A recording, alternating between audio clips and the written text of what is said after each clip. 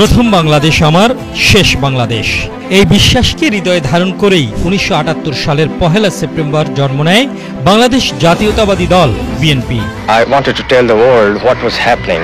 স্বাধীনতার ঘোষক, বহুদলীয় গণতন্ত্রের প্রবর্তক শহীদ রাষ্ট্রপতি জিয়াউর রহমানের নেতৃত্বে শুরু হয় এক নতুন রাজনৈতিক যাত্রা। শুরু থেকেই বিএনপি গণমানুষের দল। শ্রমিকের, কৃষকের, নারীর, তারুণ্যের, শহর গ্রামের সবার প্রাণের ঠিকানা বিএনপি। বিসমিল্লাহির রহমানির রহিম। প্রিয় দেশবাসী, আসসালামু আলাইকুম।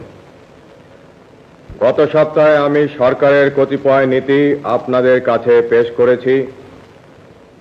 এবার দেশ গঠনে জনগণের অংশগ্রহণের পরিকল্পনা ও সরকারের কার্যক্রমের আরো কয়েকটি দিক আপনাদের সামনে তুলে ধরতে চাই।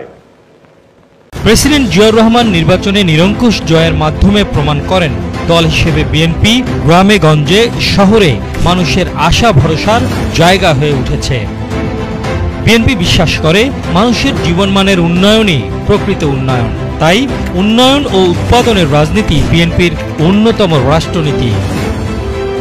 নারী ও শিশু এবং যুবকদের জন্য আলাদা মন্ত্রণালয়, গার্মেন্টস শিল্পের বিকাশ, বিদেশে জনশক্তি রপ্তানি, নিরক্ষরতা দূরীকরণ, সারা দেশে পল্লী চিকিৎসক নিয়োগ, দেশব্যাপী বৃক্ষরোপণ ও খাল খননের মতো কর্মসূচিগুলো প্রেসিডেন্ট জিয়াউর রহমানই শুরু করেছিলেন।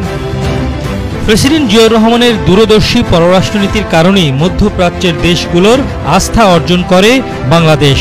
সুসম্পর্ক গড়ে ওঠে সারা বিশ্বের মুসলিম দেশগুলোর সঙ্গে।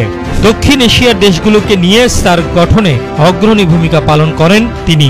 পশ্চিমা দেশসহ সারা বিশ্বে বাংলাদেশের মর্যাদা বৃদ্ধি হয় তাঁর সময়েই। প্রেসিডেন্ট জিয়াউর রহমান শহীদ হওয়ার পর বেগম খালেদা জিয়ার নেতৃত্বে বিএনপি মানুষের অধিকার আদায়ের সংগ্রামে থেকেছে সব সময়। স্বৈরাচার এরশাদ পতন আন্দোলনে সামনে থেকে নেতৃত্ব দিয়েছেন আপসীর নেত্রী বেগম খালেদা জিয়া। গণমানুষের ভালোবাসায় ১৯৯১ সালে বেগম খালেদা জিয়া দেশের প্রথম নারী প্রধানমন্ত্রী নির্বাচিত হন।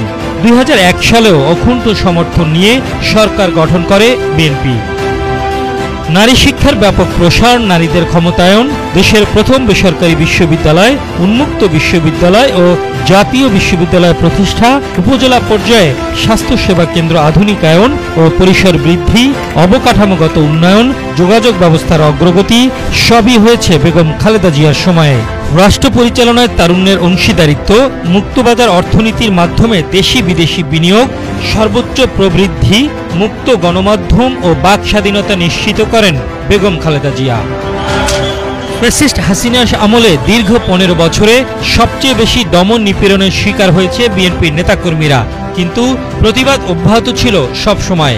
১৫০০-এরও বেশি বিএনপি নেতাকর্মী গুমের শিকার হয়েছেন, ৪,০০০-এরও বেশি হয়েছেন বিচার বহির্ভূত হত্যার শিকার।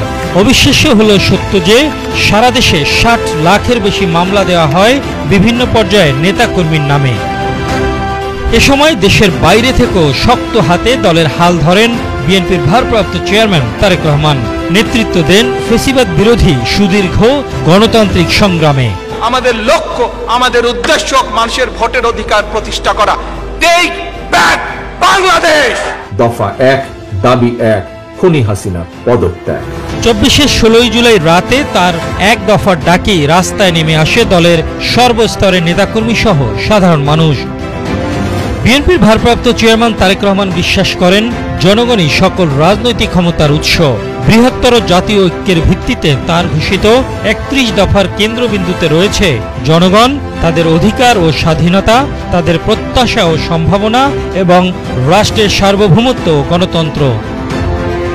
৪৭ বছরের দীর্ঘ পথ চলায় দেশি বিদেশি বহু ষড়যন্ত্র পরাভূত করে বিএনপি বারবার প্রমাণ করেছে এই দল জনগণের, এই দল বাংলাদেশের। তাই তো বিএনপি বলছে সবার আগে বাংলাদেশ। আমি বলবো যারা সত্যিকারের মুসলমান, ইসলামে বিশ্বাস করে, তারা কোনোদিন কোনো খারাপ কাজ, অন্যায় কাজ করতে পারে না। দিল্লি নয়, পিন্ডি নয়, নয় অন্য কোন দেশ, সবার আগে বাংলাদেশ। ধানের শীষে ভোট দিন, দেশ গড়ার সুযোগ নেই।